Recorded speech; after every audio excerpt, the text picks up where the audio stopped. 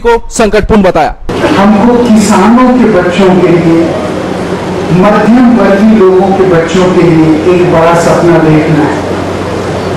जब लिबरलाइजेशन का दौर शुरू हुआ तो लोगों ने कहा इससे गरीब आदमी कुचला जाएगा, लेकिन सच्चाई की बात है कि बिल्कुल उसका उल्टा हुआ। हम लोगों को यह सोचना है कि जब अंग्रेज लोग यहाँ थे तो इन्होंने देश का औद्योगिकरण बिल्कुल समाप्त किया। कोई हैवी इंडस्ट्रीज नहीं लगी, वो 47 के बाद लगी। उसका कारण क्या था?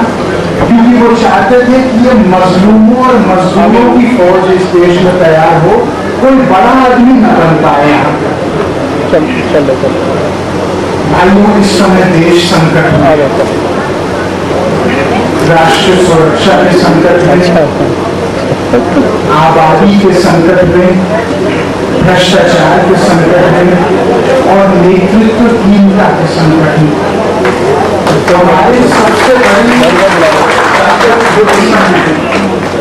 जो सबसे बड़ी ताकत है वो हमारी एकता है। सकारात्मक सोच लेके ही ये देश आगे बढ़ेगा।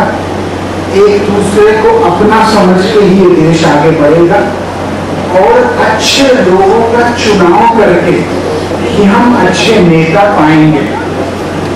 अगर हम लोग ये सोचेंगे कि हम लोग को ईश्वर से अप्सरा मिलेगी या देवगण आएंगे, ऐसा नहीं होगा।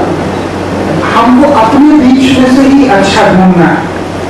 हमको पढ़े लिखे के अलावा अच्छे नियत वाले, अच्छे संस्कार वाले, ईमानदार, मेहनती, हो सकता है ये सारे गुण एक व्यक्ति में ना हो, अधिकांश हो तो भी हम उनको